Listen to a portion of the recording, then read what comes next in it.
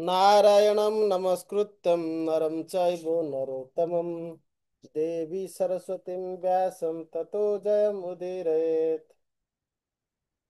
ମୁଁ ଭଗବାନ ଶ୍ରୀ ନାରାୟଣ ନରନାରାୟଣ ଋଷି ଦେବୀ ସରସ୍ୱତୀ ମାତା ମହର୍ଷି ବ୍ୟାସଦେବଙ୍କୁ ପ୍ରଣାମ କରି ସମସ୍ତ ପ୍ରକାର ବିଜୟକୁ ପ୍ରାପ୍ତ କରାଉଥିବା ଏହି ଶ୍ରୀ ସ୍କନ୍ଦ ପୁରାଣ ପାଠ କରିବା ଆରମ୍ଭ କରୁଛି। मुने ऊचु भगवान सर्वशास्त्रज्ञ सर्वतीर्थ महत्ववित् कथितं जत्वया पूर्वं प्रस्तुते तीर्थ कीर्तने पुरुषोत्तममाख्यं सुमहत् क्षेत्रं परम पावनं जत्रास्ते दारवतनुः श्री सोमानुसलीलया। मुनिगण श्रीक्षेत्र पुरुषधाम रे उपस्थित होई जैमिनी मुनि को प्रश्न करुचंती, हे जैमिनी ऋषि, हे भगवान, आपण सर्वशास्त्रज्ञ एवं समस्त तीर्थर महात्म्य जानिछंती। यह पूर्वरु तीर्थ महात्म्य कीर्तन संपर्क रे परम पवित्र श्री पुरुषोत्तम क्षेत्र नामक सुमहत क्षेत्रर कथा उल्लेख करथिले, जहिरे लक्ष्मीकांत नारायण मानव लीला परिप्रकाश करिवा पाई दारुमय कलेवर धारण पूर्वक श्रीक्षेत्र रे विराजमान अछंती।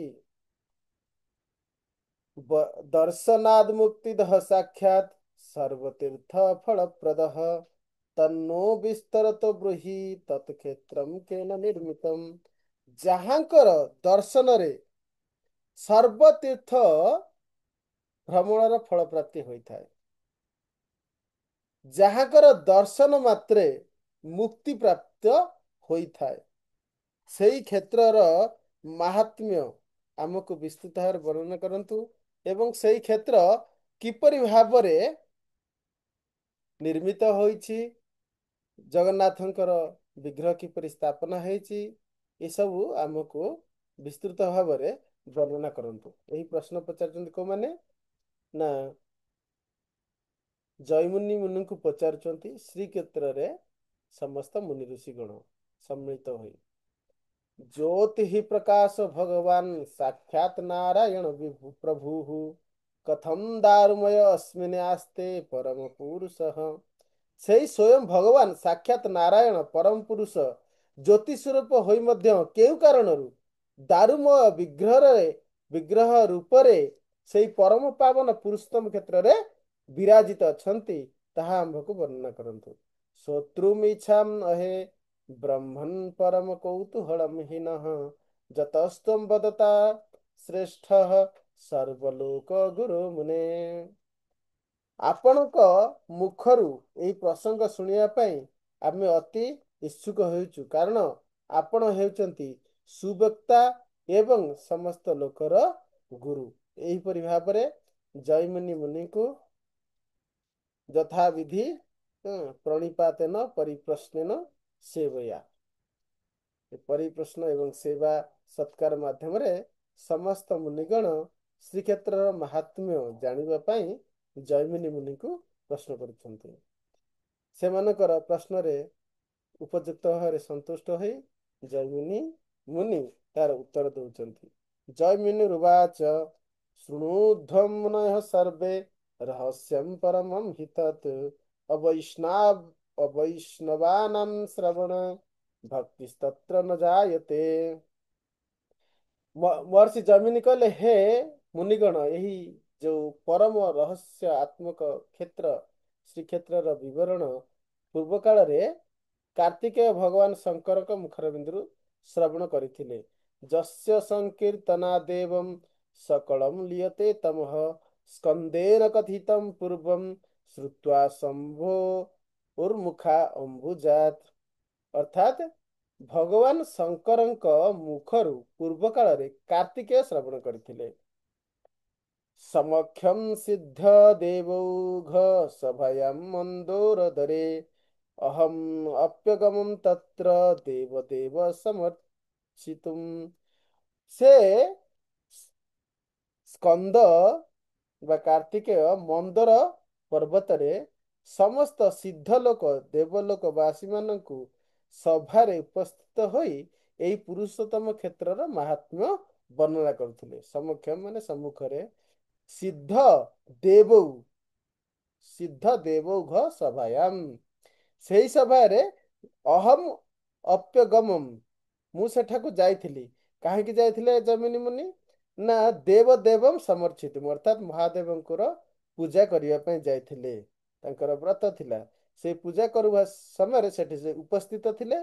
ଯଥାଶ୍ରୁତମ୍ କଥୟତୁ ଦେବାନାଂ ପୁରତୋ ମୟା, ଯେଉଁ ଭାବରେ ସେ ଦେବତା ମାନଙ୍କୁ ଯାହା ବର୍ଣ୍ଣନା କରିଥିଲେ ସେ ସମସ୍ତ ବୃତ୍ତାନ୍ତ ଜୈମିନୀ ମୁନି ଶ୍ରବଣ କରିଥିଲେ। କାହାଠାରୁ? କାର୍ତ୍ତିକେୟଙ୍କ ଠାରୁ। ଯଦ୍ୟପେଶ୍ୟ ଜଗନ୍ନାଥଃ ସର୍ବଗଃ ସର୍ବଭାବନଃ ସନ୍ତି କ୍ଷେତ୍ରାଣି ଚାନ୍ୟାନି ସର୍ବପାପ ହରାଣୀ ବୈହି, ଏହି ମହାତ୍ମା ସ୍ୱୟଂ ବିଗ୍ରହଧାରୀ ହେଇ, କୋଉ ମହାତ୍ମା? ଏ ଯୋଉ କ୍ଷେତ୍ର ଶ୍ରୀ ଜଗନ୍ନାଥ କ୍ଷେତ୍ର ସର୍ବବ୍ୟାପୀ, ସକଳ କାରଣ ଏବଂ ସମସ୍ତ ଅନ୍ୟ କ୍ଷେତ୍ର ମଧ୍ୟରେ ଅତି ସ୍ୱତନ୍ତ୍ର ଭାବରେ ସର୍ବ ଅପେକ୍ଷା ଶ୍ରେଷ୍ଠ ଲାଭ କରିଛି ପାପ ହରଣ କରିବା ପାଇଁ। ଏହି କ୍ଷେତ୍ର ସ୍ୱୟଂ ମହାତ୍ମା ବିଗ୍ରହଧାରୀ ହୋଇ ସେଇ ସ୍ଥାନରେ ଅବସ୍ଥାନ କରୁଛନ୍ତି। ଏ କ୍ଷେତ୍ରଟିର ନାମ ଶ୍ରୀ ପୁରୁଷୋତ୍ତମ କ୍ଷେତ୍ର, ଅର୍ଥାତ୍ ଜଗନ୍ନାଥଙ୍କ ନାମରେ ବିଖ୍ୟାତ। ଯେଉଁମାନେ ବିଷ୍ଣୁ ପରାୟଣ ନୁହନ୍ତି, ଏତତ୍ କ୍ଷେତ୍ରମ୍ ବରଂ ଚାସ୍ୟ ବପୁର୍ଭୂତ ମହାତ୍ମନମ୍ ସ୍ୱୟଂ ବପୁଷ୍ମା ସ୍ତତ୍ତାତ୍ରେ ସ୍ୱନାମ୍ନା ଖ୍ୟାପିତମ୍ ହିତତ୍, ଏହି କ୍ଷେତ୍ର ସ୍ୱୟଂ ମହାତ୍ମା ସ୍ୱୟଂ ବିଗ୍ରହଧାରୀ ହୋଇ ଭଗବାନଙ୍କର ବପୁ ଜଗନ୍ନାଥଙ୍କର ଶରୀର ସମ୍ପୂର୍ଣ୍ଣ ଏହି ଶ୍ରୀକ୍ଷେତ୍ର, ଏବଂ ଯେଉଁ ସମୁଦ୍ର କୂଳରେ ନୀଳ ପର୍ବତରେ ଅକ୍ଷୟ ବଟ ର ମୂଳରେ ଏବଂ ରୋହିଣୀ କୁଣ୍ଡର ପାର୍ଶ୍ୱରେ ଯେଉଁ କ୍ଷେତ୍ର ବିରାଜମାନ, ଏ କ୍ଷେତ୍ର ଯାହାକି ନୀଳକନ୍ଦରକୁ ଭଗବାନଙ୍କର ହୃଦୟ ଏବଂ ସମସ୍ତ ପୁରୁଷୋତ୍ତମ କ୍ଷେତ୍ର ଯାହାକି 10 ଯୋଜନ ବିସ୍ତୃତ, 10 ଯୋଜନର ମଧ୍ୟ ଭାଗ ବା ନାଭି ଦେଶ କୁହାଯାଏ ରେ ନୀଳ ପର୍ବତ, ସେ ନୀଳ ପର୍ବତରେ ପୂର୍ବରୁ ନୀଳମାଧବ ବିରାଜମାନ ଥିଲେ, ଏବେ ଜଗନ୍ନାଥ ବିରାଜମାନ ଅଛନ୍ତି। ବ୍ରହ୍ମାଙ୍କର ସମସ୍ତ ଆଉ କେତେ? 100 ବର୍ଷ। 100 ବର୍ଷରେ ଗୋଟେ ବର୍ଷରେ କେତୋଟି ଦିନ? 365 ଦିନ। ଗୋଟିଏ ଦିନ କେତେ ବ୍ରହ୍ମାଙ୍କର?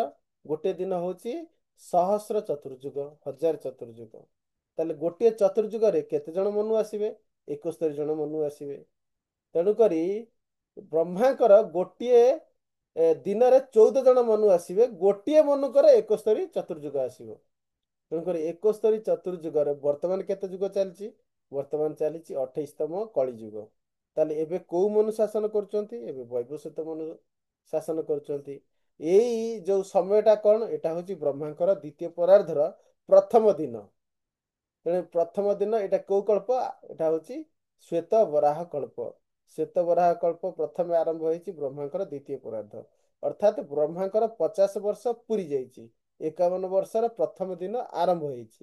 ତେଣୁ ଏଇ ପ୍ରଥମ ଦିନର ପ୍ରଥମ ମନୁ କିଏ? ସ୍ୱୟଂଭୁବ ମନୁ। ସ୍ୱୟଂଭୁବ ମନୁ ହେଲେ ପ୍ରଥମ ମନୁ, ବର୍ତ୍ତମାନ ମନୁ ହେଲେ ସପ୍ତମ ମନୁ। ତେବେ ଜଗନ୍ନାଥଙ୍କର ଯୋଉ ବିଗ୍ରହ ସ୍ଥାପନ ହେଲା, ଅର୍ଥାତ୍ ଇନ୍ଦ୍ରଦ୍ୟୁମ୍ନ ଯେଉଁ ସତ୍ୟ ଯୁଗରେ ଆସି ବିଶ୍ୱାବସୁ ଶବର ରାଜାଙ୍କୁ ଭେଟିଲେ ବିଦ୍ୟାପତି, ତାପରେ ଇନ୍ଦ୍ରଦ୍ୟୁମ୍ନ ମହାରାଜା ଆସିଲେ, 100 ଅଶ୍ୱମେଧ ଯଜ୍ଞ କଲେ ଏବଂ ଜଗନ୍ନାଥଙ୍କର ଯୋଉ ଦାରୁ ବିଗ୍ରହ କ୍ଷୀରସାଗରରୁ ଭଗବାନଙ୍କର ରୋମ, ଯାହାକି କଳ୍ପଦ୍ରୁମ, ଭଗବାନ ବିଷ୍ଣୁ ଯିଏକି କ୍ଷୀରସାଗରରେ ଶୟନ କରିଥିଲେ ଅନନ୍ତ ଶଯ୍ୟାରେ, ତାଙ୍କର ରୋମ ଯାହାକି କଳ୍ପଦ୍ରୁମ ରୂପରେ ପତିତ ହେଲା। କାହିଁକି ନା ତାଙ୍କ ରୋମରୁ ଭଗବାନ ମହାବିଷ୍ଣୁ ଯେ କାରଣତକ ସାଗରରେ ଶୟନ କରନ୍ତି, ତାଙ୍କର ସେ ରୋମକୂପରୁ ଅନନ୍ତ କୋଟି ବ୍ରହ୍ମାଣ୍ଡ ମାଳମାଳ ହେଇକି ବାହାରି ଚାଲେ। ମାଳମାଳ ଗୋଟେ ପରେ ଗୋଟେ ପରେ ଗୋଟେ ମାଳମାଳ। ତାଙ୍କର ଅନନ୍ତ ଶରୀରରେ ଅନନ୍ତ ରୋମ ଅଛି, ସମସ୍ତ ରୋମରୁ ଅନନ୍ତ କୋଟି ବ୍ରହ୍ମାଣ୍ଡ ବାହାରି ଚାଲିଛି। ତେଣୁ ପୂର୍ଣ୍ଣ କାରଣ ସାଗର, ଚିନ୍ମୟ ଜଗତ, ଆଧ୍ୟାତ୍ମିକ ଜଗତ, ମଝିରେ ରହିଲା କଣ? ନା କାରଣ ସାଗର। ତେଣୁକରି ସେ ଯୋଉ ଭୌତିକ ଜଗତର ହେଲା କାରଣ ସାଗର। ତେବେ କାରଣ ସାଗରରେ କିଏ ଶୟନ କରନ୍ତି? କ୍ଷୀରୋଦକ ସାଇ ବିଷ୍ଣୁ।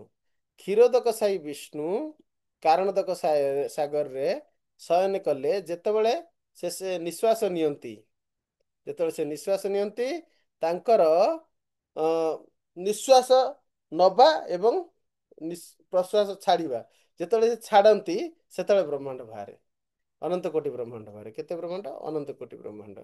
ୟାର ମୁଁ ଇମେଜ ସେୟାର କରିକି ଭଲ ଭାବରେ ବୁଝେଇ ଦଉଛି ଯେ କେମିତି ଏସବୁ ସୃଷ୍ଟି କାର୍ଯ୍ୟକ୍ରମ ଭଗବାନ ପରିଚାଳନା କରନ୍ତି। ଏ ଦେଖନ୍ତୁ, ଇଏ ହେଉଛି ସମସ୍ତ ବ୍ରହ୍ମାଣ୍ଡ। ସମସ୍ତ ବ୍ରହ୍ମାଣ୍ଡର ଯଦି ଆପଣ ଦେଖିବେ ଯେ ଏ ମଝିରେ ବିରଜା ନଦୀ ଅଛି। ଏ ନଦୀଟି କ'ଣ? ଏଟା ବିରଜା ନଦୀ। ବିରଜା ନଦୀ ଉପରେ ଯେଉଁ ଭଗବାନଙ୍କର ଦିବ୍ୟ ଜ୍ୟୋତି ତାହା କୁହନ୍ତି ବ୍ରହ୍ମ ଜ୍ୟୋତି। ବିରଜା ନଦୀ ଉପରୁ ଆଧ୍ୟାତ୍ମିକ ଜଗତ ଆରମ୍ଭ। ଏଇ ଯୋଉ ସେପ୍ ଆପଣ ଦେଖୁଛନ୍ତି, ଇଏ ହେଲେ ବୈକୁଣ୍ଠ, ଇଏ ହେଲେ ଗୋଲକ। ବୈକୁଣ୍ଠର ତଳେ ବ୍ରହ୍ମଜ୍ୟୋତି, ବ୍ରହ୍ମଜ୍ୟୋତି ତଳରେ ବିରଜା ନଦୀ। ବିରଜା ନଦୀ ଏବଂ ତାର ତଳ ଆସିଲେ ଭୌତିକ ଜଗତ। ବିରଜା ନଦୀର ଉପର ସମସ୍ତେ ଆଧ୍ୟାତ୍ମିକ ଜଗତ। ଆରମ୍ଭ ହଉଛି ବ୍ରହ୍ମଜ୍ୟୋତିରୁ। ମୁଁ ବଡ଼ କରୁଛି, ଦେଖନ୍ତୁ, ଇଏ ହେଲେ ବିରଜା ନଦୀ। ବିରଜା ନଦୀ କାରଣ ସାଗରର ଶୀର୍ଷ ପ୍ରଦେଶ, ଯାହାକି ବ୍ରହ୍ମଜ୍ୟୋତିକୁ ଲାଗିକି ରହିଛି, ସେ ନଦୀ ହେଲେ ବିରଜା ନଦୀ। ତେଣୁ ସମଗ୍ର ବ୍ରହ୍ମାଣ୍ଡ କାରଣ ସାଗର ଜଳରେ ପ୍ରତିଷ୍ଠିତ। କାରଣ ସାଗର ଜଳରେ କିଏ ଶୟନ କରନ୍ତି? ନା କାରଣଦକ ସାଇ ବିଷ୍ଣୁ। ଦେଖନ୍ତୁ, ମାଳ ମାଳ ଧରି କିପରି ମାଳ ମାଳ ହେଇ ତାଙ୍କ ରୋମରୁ ବ୍ରହ୍ମାଣ୍ଡ ମାନେ ସୃଷ୍ଟି ହଉଛନ୍ତି। ଏ ଦେଖନ୍ତୁ, ସ୍ପଷ୍ଟ ଭାବରେ ଚିତ୍ରରେ ଦେଖନ୍ତୁ କେମିତି ଭଗବାନ କାରଣଦକ ସାଇ ବିଷ୍ଣୁ ଯେ କି ନାରାୟଣ, ତାଙ୍କର ରୋମରୁ ଏହିପରି ଭାବରେ ଅନନ୍ତ କୋଟି ବ୍ରହ୍ମାଣ୍ଡ ମାଳମାଳ ହେଇ ବାହାରିଛି। ଏ ଦେଖନ୍ତୁ, ଏ 1/3 ଭୌତିକ ଜଗତ। ଯେଉଁ ଜୀବମାନେ ତାଙ୍କର ସ୍ୱତନ୍ତ୍ର ଇଚ୍ଛାର ବ୍ୟବହାର କରି ଭଗବାନଙ୍କୁ ସେବା କରି ଆନନ୍ଦ ପାଇବାକୁ ଇଚ୍ଛା କଲେ, ସେମାନେ ଆଧ୍ୟାତ୍ମିକ ଜଗତରେ ନିତ୍ୟ ପାର୍ଷଦ ହୋଇ ରହିଲେ। ସେଇ ସୁଖ ହେତୁ ଯାରା କୃଷ୍ଣତେ ବରିଲା, ନିତ୍ୟ ପାରିଷଦ ରୂପେ ପାଶେତେ ରହିଲା। ଯୋଉମାନେ, କାରଣ ଜୀବର, ଆମେ ଯୋଉ ଭଗବାନଙ୍କର ଏକ ଶକ୍ତି। କି ଶକ୍ତି? ନା ଭଗବାନଙ୍କର 3ଟି ଶକ୍ତି ଅଛି। କ'ଣ ସେ 3ଟି ଶକ୍ତି? ଅନ୍ତରଙ୍ଗ, ବହିରଙ୍ଗ, ତଟସ୍ଥ। এই ଭୌତିକ ଜଗତ ସମସ୍ତ ଭଗବାନଙ୍କର ବହିରଙ୍ଗା ଶକ୍ତି। ଏ ଆଧ୍ୟାତ୍ମିକ ଜଗତ ସମସ୍ତ ଆଧ୍ୟାତ୍ମିକ ଜଗତ ସମସ୍ତ ଭଗବାନଙ୍କର ଅନ୍ତରଙ୍ଗା ଶକ୍ତି। ଅନ୍ତରଙ୍ଗା ଶକ୍ତି, ବହିରଙ୍ଗା ଶକ୍ତି, ଚିତ୍ ଶକ୍ତି ବା ଚିନ୍ମୟ ଶକ୍ତି, ଆଉ ବାହା ଯୋଉ ରିଫ୍ଲେକ୍ସନ ବା ପ୍ରତିଫଳିତ ଶକ୍ତି, ତାହା ହେଲା ବହିରଙ୍ଗା ଶକ୍ତି। ତାର ମଝିରେ ରହିଲେ ତଟସ୍ଥ ଜୀବ। ବ୍ରହ୍ମ ଜ୍ୟୋତିରେ ତଟସ୍ଥ ଜୀବ ମାନଙ୍କର ଆଶ୍ରୟ ରହିପାରେ, ଅଥବା ଏ ଜୀବ ଆଧ୍ୟାତ୍ମିକ ଜଗତରେ ରହିପାରେ, ଅଥବା ଏ ଜୀବ ଭୌତିକ ଜଗତକୁ ଆସିପାରେ। ପ୍ରତ୍ୟେକ ଜୀବ କାହିଁକି ବିଭିନ୍ନ ସ୍ଥାନକୁ ଯାଏ? କାରଣ ସଂଖ୍ୟା ଅନନ୍ତ ସୁଖ ତାର ପ୍ରୟୋଜନ। ପ୍ରତ୍ୟେକ ଜୀବର ଅନନ୍ତ ସୁଖର ଆବଶ୍ୟକତା ରହିଛି। କାହିଁକି? ଭଗବାନ ସର୍ବ ଆନନ୍ଦର ଉତ୍ସ, ସର୍ବ ଆନନ୍ଦର ଏକମାତ୍ର ନିଳୟ। ଆନନ୍ଦ ଚିନ୍ମୟ ରସ ପ୍ରତିଭାଭିସ୍ତାଭି। ଯାହାଙ୍କ ଠାରୁ ଚିରନ୍ତନ ଆନନ୍ଦ ଆସେ। ଆମେ ସମସ୍ତେ ଚାହୁଁଛନ୍ତି, ତାକୁ ଆମେ କହିପାରିବା, ଆଇ ୱାଣ୍ଟ ଅଲୱେଜ ହାପିନେସ୍। ମୋର ସବୁ ସମୟରେ ଖୁସି ଦରକାର। ସେ ଖୁସି ପାଇଁ ଆପଣଙ୍କୁ ଜ୍ଞାନର ଆବଶ୍ୟକତା ରହିଛି। ଯେ ଖୁସି ହେବା ପାଇଁ ଯୋଉ ମେଟା ନଲେଜ ବା ଆବଶ୍ୟକତା ଜ୍ଞାନ, ଖୁସି ସମ୍ବନ୍ଧୀୟ ଜ୍ଞାନ, ଆପଣଙ୍କର 3ଟି ତତ୍ତ୍ୱ ଆସିଗଲା। ସବୁ ସମୟରେ ଖୁସି ଦରକାର, ଚିରନ୍ତନ ଆନନ୍ଦ। ଚିତ୍ ଶବ୍ଦର ଅର୍ଥ କ'ଣ? ଚିତ୍ ଶବ୍ଦର ଅର୍ଥ ଯେ ଆପଣ ସବୁ ଜ୍ଞାନ ପୂର୍ବକ କେମିତି ଦିବ୍ୟ ଜ୍ଞାନ ପୂର୍ବକ ଦିବ୍ୟ ଆନନ୍ଦ ପ୍ରାପ୍ତ କରିବେ, ଆଉ ସେଇଟା ସବୁ ସମୟରେ ପାଇବେ। ସତ୍ ସନ୍ମୟ, ଚିତ୍ ଚିନ୍ମୟ, ଆଉ ଆନନ୍ଦମୟ। ଏ 3ଟି ହେଲା ଭଗବାନଙ୍କର ଅନ୍ତରଙ୍ଗ ଶକ୍ତି। ତେବେ ଏହି ଅନ୍ତରଙ୍ଗ ଶକ୍ତିରେ ସମସ୍ତ ଆନନ୍ଦର ଉତ୍ସ ରହିଛି। ଜୀବ ଯେଉଁ ଆନନ୍ଦ ପାଇବ, ଆଧ୍ୟାତ୍ମିକ ଜଗତରେ ତାହା ଚିରନ୍ତନ, ତାର କ୍ଷଣଭଙ୍ଗୁର ନୁହଁ।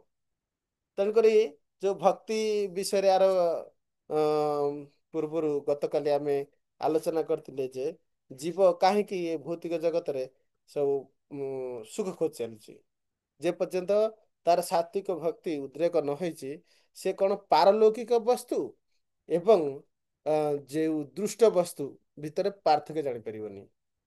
ଲୌକିକ ପାରଲୌକିକ, ଲୌକିକ ଅର୍ଥାତ୍ ଭୌତିକ ବସ୍ତୁ, ଭୌତିକ ବସ୍ତୁରେ ଆମେ ସୁଖ ଅନ୍ୱେଷଣ କରୁଛନ୍ତି। ପାରଲୌକିକ ଅର୍ଥାତ୍ ଲୌକିକ ଉର୍ଦ୍ଧ୍ୱରେ, ଟ୍ରାନ୍ସେଣ୍ଡେଣ୍ଟାଲ, ପାରଲୌକିକ ବସ୍ତୁରେ ଆମେ ସୁଖ ଅନ୍ୱେଷଣ କରିବା ଦରକାର। ପାରଲୌକିକ ବସ୍ତୁ ଗୁଡ଼ିକ କଣ? ସେ ଭଗବାନଙ୍କର ଅନ୍ତରଙ୍ଗ ଶକ୍ତି ଗୁଡ଼ିକ ପାରଲୌକିକ, ଭଗବାନଙ୍କର ବହିରଙ୍ଗ ଶକ୍ତି ଗୁଡ଼ିକ ହେଲା ଲୌକିକ। ଏଇ ଭୌତିକ ବ୍ରହ୍ମାଣ୍ଡରେ ଯାହା କିଛି ଆମେ ଦେଖୁଛନ୍ତି ତଳୁ, ଏସବୁ ହେଲେ ଲୌକିକ। ପାରଲୌକିକ କଣ? ନା ବ୍ରହ୍ମାଣ୍ଡ, ଭୌତିକ ବ୍ରହ୍ମାଣ୍ଡର ଉପରେ ଯୋଉ ଆଧ୍ୟାତ୍ମିକ ଚିନ୍ମୟ ଜଗତ ରହିଛି, ସେ ସବୁ ପାରଲୌକିକ। ଜୀବର ସ୍ଥାନ କୋଉଠି? ଯଦି ସିଏ ସାଧୁର୍ଯ୍ୟ ମୁକ୍ତି ଲାଭ କରେ, ଅର୍ଥାତ୍ ବ୍ରହ୍ମଜ୍ୟୋତିରେ ଲୀନ ହେଇଯିବ। ବ୍ରହ୍ମଜ୍ୟୋତିର ଲୀନ ହେଲେ ମଧ୍ୟ ତା ଭିତରେ ପୁଣି ଯଦି ଭଗବାନଙ୍କ ସହିତ ଯୋଉ ଆଦାନ ପ୍ରଦାନ ରୂପକ ଆନନ୍ଦ ବା ମାୟା ପ୍ରତି ଆସକ୍ତ ହେଲା, ତେଣୁ ଦୁଇ ପ୍ରକାର ଭଗବାନଙ୍କର ଚିନ୍ମୟ ଯୋଉ ଆନନ୍ଦମୟୀ ଶକ୍ତି, ସେଥିରେ ଆନନ୍ଦ ପାଇବା ପାଇଁ ପ୍ରୟାସ କଲେ ଜଣେ ଭକ୍ତି ଯାଜନ କରି ଭଗବତ ଧାମରେ ସ୍ଥାନ ପାଇବାକୁ ଇଚ୍ଛା କରିବ। ଯଦି ସେ ଚାହିଁବ ଯେ ଭଗବାନ ଯେପରି ସମସ୍ତଙ୍କର ଅଧୀଶ୍ୱର, ମୁଁ ସେମିତି ଭଗବାନଙ୍କର ଯୋଉ ଶକ୍ତି ମାୟା ଶକ୍ତିର ଅଧୀଶ୍ୱର ହେବି, ଅର୍ଥାତ୍ ଭୌତିକ ବ୍ରହ୍ମାଣ୍ଡରେ ଅନେକ ମାଲିକ ହେଇ ବସି, କୌଣସି ଲୋକର ମାଲିକ ହଉ କି କୌଣସି ଗୋଟେ ଏକର ଜାଗାର, ଅନ୍ୟ ଏକର ଏକର ଜାଗାର ମାଲିକ ହଉ, କୌଣସି ପ୍ଲଟର ମାଲିକ ହଉ କି କୌଣସି ଫ୍ଲାଟର ମାଲିକ ହଉ, କୌଣସି ସ୍ତ୍ରୀର ମାଲିକ ହଉ କି କୌଣସି ଛୁଲା ପିଲା ଛୁଆ ମାନଙ୍କର ମାଲିକ ହଉ କି କୌଣସି ଅନୁଗତରେ ଥିବା ବିଭିନ୍ନ ପ୍ରକାର ଲୋକଙ୍କର ଲିଡର ହଉ, ଏଇ ପ୍ରକାର ଇଚ୍ଛା, ମାଲିକ ହବାର ଇଚ୍ଛା, ମାଲିକ ହେଇ ସୁଖ ଭୋଗ କରିବାର ଇଚ୍ଛା, ସ୍ୱତନ୍ତ୍ର ଆଧିପତ୍ୟ ବା ସ୍ୱତନ୍ତ୍ର ପ୍ରଭୁତ୍ୱ ସୁଖ ଭୋଗ କରିବାକୁ ଇଚ୍ଛା କରୁଛି। କାହା ଉପରେ ପ୍ରଭୁତ୍ୱ କରିବ? ନା ମାୟା ଉପରେ ପ୍ରଭୁତ୍ୱ କରିବ। ଏଇ ଇଚ୍ଛା ନେଇ ଜୀବ ଭୌତିକ ଜଗତକୁ ଆସେ। ଯଦି ବ୍ରହ୍ମଜ୍ୟୋତିରେ ରହିଲେ କୌଣସି ପ୍ରକାର ଦୁଃଖ ନାହିଁ, କିନ୍ତୁ ସେ ଯଦି ଭଗବାନଙ୍କ ପାଉଥିବା ଚିନ୍ମୟ ସୁଖ ପ୍ରତି ପୁଣି ଭାବନା କଲା ଯେ ଭଗବାନ ଅତି ଦିବ୍ୟ ଚିନ୍ମୟ ସୁଖ ପାଉଛନ୍ତି, କୌଣସି କାରଣ ପ୍ରତି ମାୟା ସୁଖ ପ୍ରତି ଆସକ୍ତ ହେଲା, ଯେ କାରଣ ପ୍ରତି ଆସକ୍ତ ହୋଇ ଆମେମାନେ ସବୁ ଭୌତିକ ଜଗତକୁ ଆସିଛନ୍ତି, ସେଇ କାରଣ ପ୍ରତି ବ୍ରହ୍ମଜ୍ୟୋତିରେ ଥିବା ଜୀବ ପୁଣି ଆସକ୍ତ ହେଇପାରିବ। ଯଦି ଆସକ୍ତ ହେଲା, ତାହେଲେ ଆସିବ ଭୌତିକ ଜଗତକୁ ପୁଣି। ତେଣୁକରି ବ୍ରହ୍ମଜ୍ୟୋତିରେ ଯୋଉ ସାଜୁଜ୍ୟ ମୁକ୍ତି ଉନ୍ନତ ମୁକ୍ତି ନୁହଁ, ସର୍ବ ନିକୃଷ୍ଟ ମୁକ୍ତି। ଯୋଉମାନେ ନିର୍ଗୁଣ ଭକ୍ତି ଆଚରଣ କରନ୍ତି, ଚାରି ପ୍ରକାର ଭକ୍ତି କରିଥିଲେ ନା, ତାମସିକ, ରାଜସିକ, ସାତ୍ଵିକ ଆଉ ନିର୍ଗୁଣ ଭକ୍ତି। ଯୋଉମାନେ ନିର୍ଗୁଣ ଭକ୍ତି ଆଚରଣ କରନ୍ତି, ସେମାନେ ବୈକୁଣ୍ଠ ଏବଂ ଗୋଲୋକାଦିରେ ସ୍ଥାନ ପାଇପାରିବେ। ସର୍ବ ଉପରେ ଗୋଲୋକ ବୃନ୍ଦାବନ ଦେଖୁଛନ୍ତି, ସର୍ବ ଉପରେ ଗୋଲୋକ ବୃନ୍ଦାବନ, ତା ତଳେ ବୈକୁଣ୍ଠ ଏବଂ ବୈକୁଣ୍ଠ ତଳେ ବ୍ରହ୍ମଜ୍ୟୋତି, ବ୍ରହ୍ମଜ୍ୟୋତିର ଉପରେ ସଦାଶିବ ଲୋକ ଅଛି। ପ୍ରଥମ ଲୋକ ଏଇଠି ଯୋଉ ଦେଖୁଛନ୍ତି ସଦାଶିବ ଲୋକ, ଏଇଠି ସଦାଶିବ, ବିରଜାର ଉପରେ ହିଁ ସଦାଶିବ ଲୋକ, ସଦାଶିବ ଲୋକ ଉପରେ ବ୍ରହ୍ମଜ୍ୟୋତି ମଧ୍ୟ ସ୍ଥାନରେ ରହୁଛି ସଦାଶିବ ଲୋକ। ଏବଂ ଶମ୍ଭୁଙ୍କର ସ୍ଥାନ, ଯିଏକି ଦୁର୍ଗାଙ୍କର ଅଧୀଶ୍ୱରୀ, ଦୁର୍ଗାଙ୍କର ଈଶ୍ୱର, ଦୁର୍ଗାଙ୍କର ନିୟନ୍ତ୍ରକ ଶମ୍ଭୁ, ତାଙ୍କର ଧାମ ରହିଛି, ଏ ହଉଛି କୈଳାସ ଏବଂ ସଦାଶିବ ହଉଛି ନିତ୍ୟ କୈଳାସ। ତେଣୁକରି ଯେଉଁ ଅଂଶ ବିରଜା ନଦୀ ଏବଂ କାରଣଦକ ସାଗର ମଧ୍ୟରେ ଅଛି, ସେ ହେଲା ମହାକାଳ ଧାମ। ଯେଉଁ ଅଂଶ ବ୍ରହ୍ମଜ୍ୟୋତିରେ ଅଛି, ସେ ହଉଛି ସଦାଶିବ ଲୋକ। ସଦାଶିବ କିଏ? ନାରାୟଣଙ୍କର ସାକ୍ଷାତ ବୈଷ୍ଣବ ସ୍ୱରୂପ ବା ବିଷ୍ଣୁଙ୍କର ଅଂଶ ହଉଛନ୍ତି ସଦାଶିବ। ଆପଣ ଏଠି ଦେଖିପାରିବେ ସଦାଶିବଙ୍କର ବିଷ୍ଣୁ ଲୋକ ମଧ୍ୟ ଅଛି।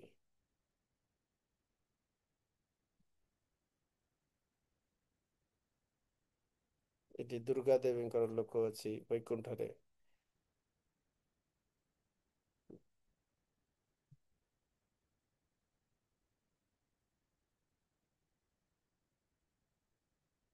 ଶିବଜୀଙ୍କର ବି ଲୋକ ଅଛନ୍ତି, ଦେଖଉଛି, ଦେଖି ଚାଲନ୍ତୁ। ଏଠି ଦେଖନ୍ତୁ ଗଣେଶଙ୍କର ଲୋକ ଅଛି ମଧ୍ୟ। ଏ ଶତଦଳ ପଦ୍ମ ପାଖୁଡା ପରି ବୈକୁଣ୍ଠ ଲୋକ।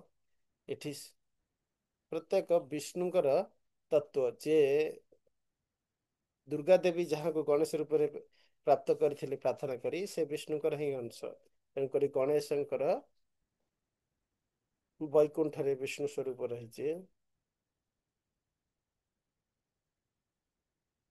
ସେହିପରି ଅନ୍ୟାନ୍ୟ ସମସ୍ତଙ୍କର ଲୋକ ରହିଛି। ବୁଦ୍ଧ ଦେବଙ୍କର ଏଠି ଲୋକ ରହିଛି। ପଦ୍ମନାଭ, ଦାମୋଦର, ଅଦକ୍ଷଜ, କେଶବ, କଳ୍କୀ, ବାସୁଦେବ, ମତ୍ସ୍ୟ, ସତ୍ୟ, ଶ୍ରୀ ନାରାୟଣ, ଲକ୍ଷ୍ମୀ, ଶ୍ରୀ ପୁରୁଷୋତ୍ତମ, ଶ୍ରୀ ମାଧବ, କୁର୍ମ, ଶ୍ରୀ ଅଚ୍ୟୁତ, ଶ୍ରୀ ମଧୁସୂଦନ, ବରାହ, ଅନନ୍ତ, ଗାୟତ୍ରୀ, ଏଠି ଯମ, ଯମଙ୍କର ମଧ୍ୟ ଏଠି ଲୋକ ରହିଛି। ଗଦା, ତାଙ୍କର ବି ଲୋକ ରହିଛି। ମୁଁ ସଦାଶିବଙ୍କର ଦେଖୁଥିଲି, ବୁଝିବା କେଉଁଠି ରହିଛି ଶଙ୍କର୍ଷଣ, ଲକ୍ଷ୍ମୀ, ବାସୁଦେବ।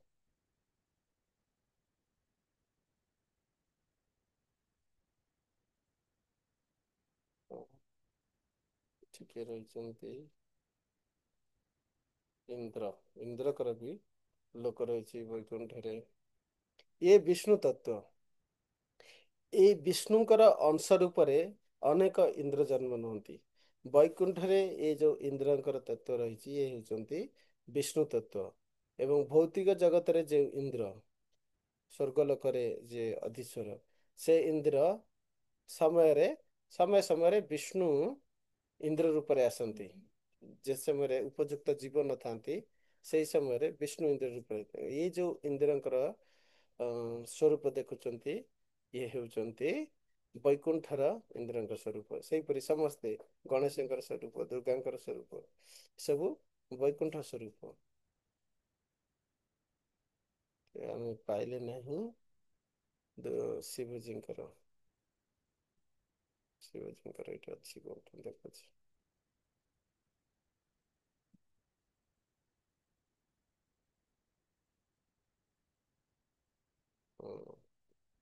ବରୁଣ, ବରୁଣଙ୍କର ଲୋକ ବି ରହିଛି। ମହାନଙ୍କର ବସ୍ତ୍ର ମାନଙ୍କର ବି ଲୋକ ରହିଛି। ଶ୍ରୀଧର,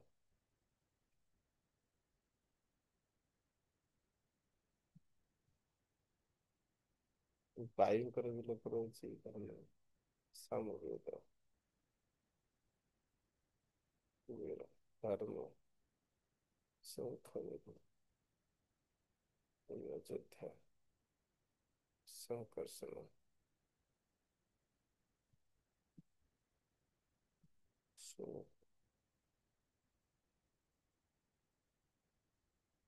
ଶାନ, ଥର୍ମବେଦ, ପଦ୍ମନିଧି, ବୁଦ୍ଧ, କୁବେର, ଶଙ୍ଖନିଧି, ସଦାଶିବ କରୁଛନ୍ତି।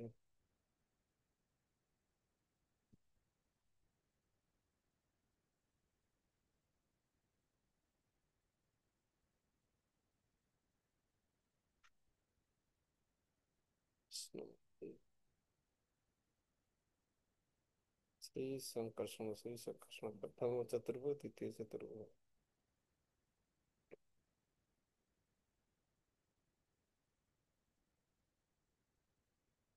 ଏ ବି ପାଇ ନାହିଁ।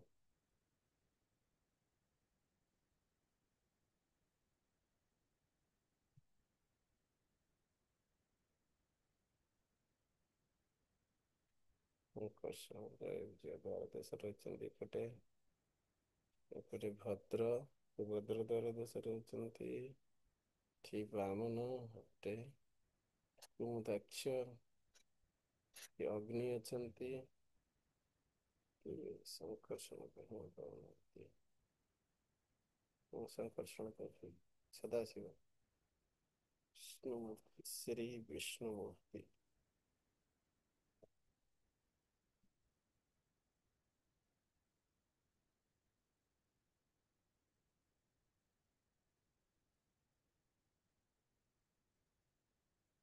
ଦଣ୍ଡ ପ୍ରଚଣ୍ଡ ହେଇଥିବାର ଦୋଷ ରହିଛନ୍ତି ଇଦର ଦେଶରେ ଭାତ ବିଭାତ।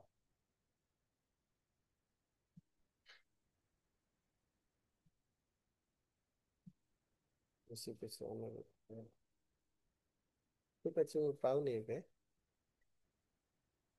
ବୈକୁଣ୍ଠ ଲୋକରେ ସମସ୍ତଙ୍କର ସ୍ଥାନ ରହିଛି।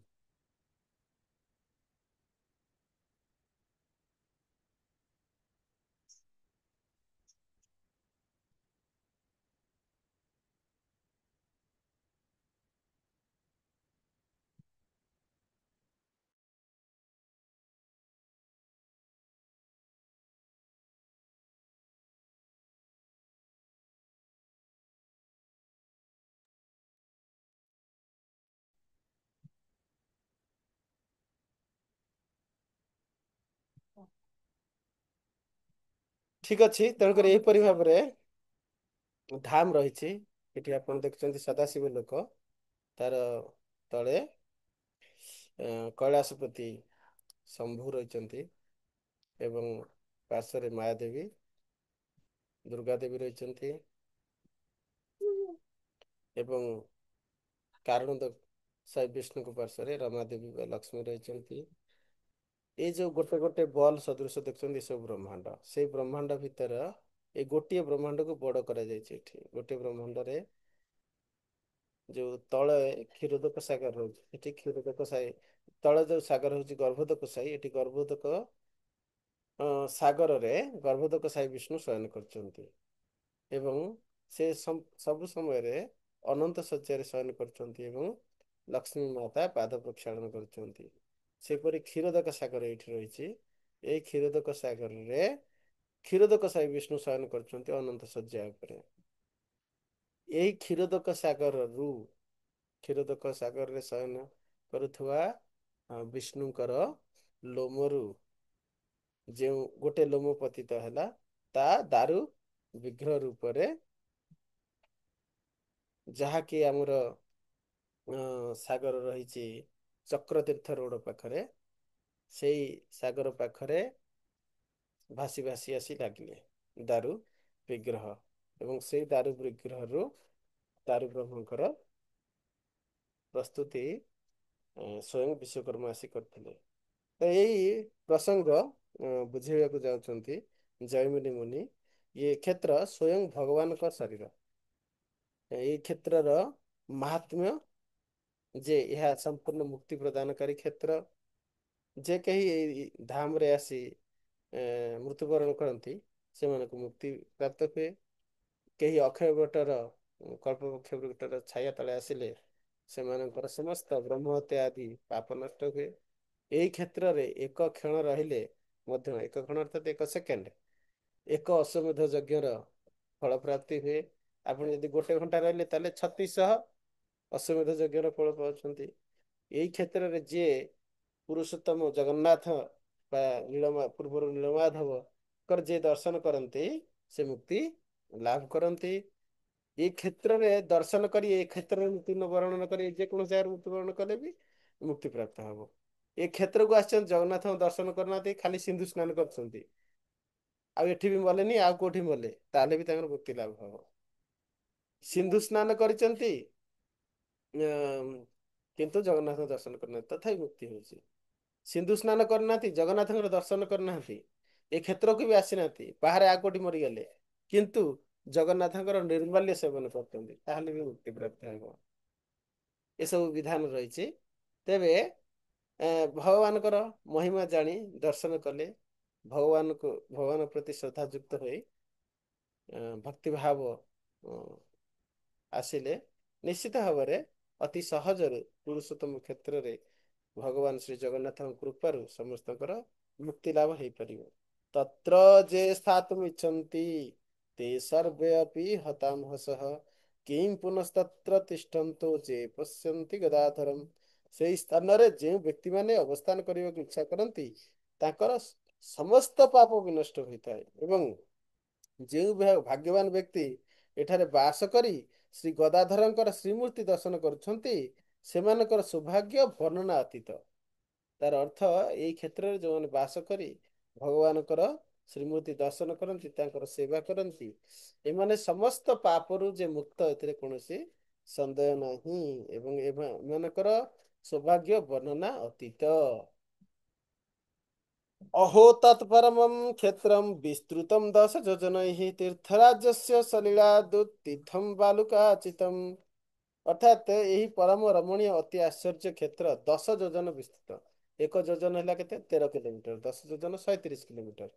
130 किलोमीटर नाभि प्रदेश मान मध्य भाग में, जमी नाभि तलक पाद, नाभि उपरक मस्तक, सेमती नाभि देश में रहे नीलाचल।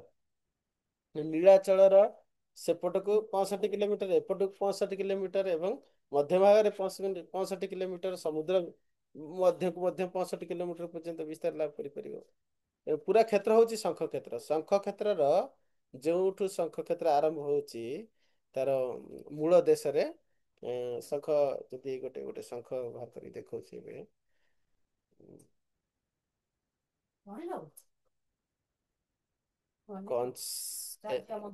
ଶଙ୍ଖ କ୍ଷେତ୍ର କିପରି ଦେଖନ୍ତୁ।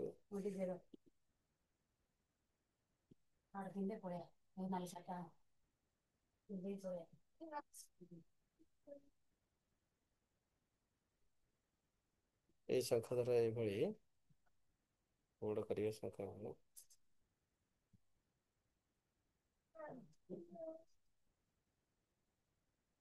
ଏଇ ଶଙ୍ଖର ଏଇ ଭାଗରେ ନୀଳାଚଳ, ନୀଳାଚଳ, ଏଠି ନୀଳକଣ୍ଠ।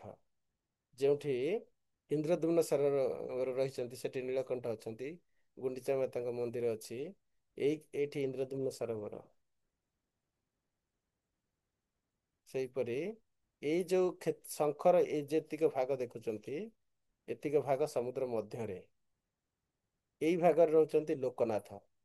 ଆପଣ ପରିକ୍ରମା କରୁଥିବେ, ଯେଉଁ ସମୟରେ ପରିକ୍ରମା ହୁଏ, ଆପଣ ଏଇପଟ ପାଖାପାଖି ନରେନ୍ଦ୍ର ପୋଖରୀ, ଏଇ ଅଞ୍ଚଳରେ, ଏଇ ଅଞ୍ଚଳ ପାଖାପାଖି ନରେନ୍ଦ୍ର ପୋଖରୀ ଆସିବ।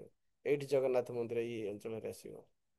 ଏଇଟା ସମୁଦ୍ରର, ସମୁଦ୍ର ଯଦି ଏଇପଟୁ ଆରମ୍ଭ ହୁଏ, ଆପଣ ଏଇପଟେ ଗୁଣ୍ଡିଚା ମନ୍ଦିର ପଛପଟ ଦେଇ, ଇନ୍ଦ୍ରଦ୍ୟୁମ୍ନ ପୋଖରୀ ପଛପଟ ଦେଇ ଆପଣ ପରିକ୍ରମା କରି, ସେପଟେ ତାଳବଣିଆ ଏସବୁ ଯୋଉ ସେପଟେ ଯୋଉ ସମୁଦ୍ର କଣ ଚକ୍ରତୀର୍ଥ ରୋଡ, ଏଇପଟେ ଏମିତି ଦେଇ ଦେଇ ଆପଣ ପରିକ୍ରମା କରନ୍ତି, ଲୋକନାଥ ମନ୍ଦିର ମଧ୍ୟରେ ପ୍ରବେଶ କରି ସେପଟ ଦେଇ ମଙ୍ଗଳା ଘାଟ ଦେଇ ଏପରି ପରିକ୍ରମା ମାର୍ଗ ଆସେ। ତେଣୁ ଇଏ ହଉଛି ଶଙ୍ଖ କ୍ଷେତ୍ର। ଶଙ୍ଖ କ୍ଷେତ୍ରରେ ଆପଣଙ୍କର ଜଗନ୍ନାଥ ମନ୍ଦିର ଏଇପଟେ ହେଲେ, ପାଖାପାଖି ଏଇପଟେ ପାଖାପାଖି ନରେନ୍ଦ୍ର ପୋଖରୀ ଆସିବ। ଏପରି ପରିକ୍ରମା ମାର୍ଗର ବ୍ୟବସ୍ଥା ରହିଛି ଶଙ୍ଖ କ୍ଷେତ୍ରରେ। ତେବେ ସେଇ ଶଙ୍ଖ କ୍ଷେତ୍ରର ମାହାତ୍ମ୍ୟ କଥା କୁହାଯାଉଛି ଯେ, ନୀଳାଚଳ ମହତା ମଧ୍ୟସ୍ଥେନ ବିରାଜିତମ୍ ଏକସ୍ତନମ୍ ଏବଂ ପୃଥ୍ୱା ସୁଦୂରାତ୍ ପରିଭାବିତମ୍। ଏହା ମଧ୍ୟସ୍ଥଳ ବୃହତ ନୀଳ ପର୍ବତ ଦ୍ଵାରା, ଏହାର ମଧ୍ୟସ୍ଥଳ ବୃହତ ନୀଳ ପର୍ବତ ଦ୍ଵାରା ପରିଶୋଭିତ। ତାହେଲେ ଯୋଉ 130 କିଲୋମିଟର ବିସ୍ତୃତ ବିସ୍ତାର, ତାର ମଧ୍ୟ ଭାଗ ବା ନାଭି ଭାଗରେ ଏକ ବୃହତ ନୀଳ ପର୍ବତ ଦ୍ଵାରା ପରିଶୋଭିତ, ଯାହାକି ନୀଳାଚଳ। ବହୁ ଦୂରରୁ ଦର୍ଶନ କଲେ ଅନୁଭବ କରିହେବ ସତେ ଯେପରି ଏହା ପୃଥିବୀର ଏକ ସ୍ତନ ସ୍ୱରୂପ। ପୂର୍ଣ୍ଣ ଉଚ୍ଚାରୁ ଯଦି ଦେଖିବା, ଯାହାହେଲେ ଯୋଉ ନୀଳ ପର୍ବତ ଯେପରି ଉଚ୍ଚା ଭାଗରେ ରହିଛି, ତା ପୃଥିବୀର ଏକ ସ୍ତନ ସଦୃଶ ପ୍ରତୀତ ହୁଏ। ବରାହ ରୂପିଣାମ୍ ପୂର୍ବଂ ସମୃଦ୍ଧତ୍ୟବ ସୁନ୍ଦରମ୍ ସର୍ବତଃ ସୁଷମା କୃତ୍ବା ପର୍ବତୈଃ ସୁସ୍ଥିରୀକୃତାମ୍।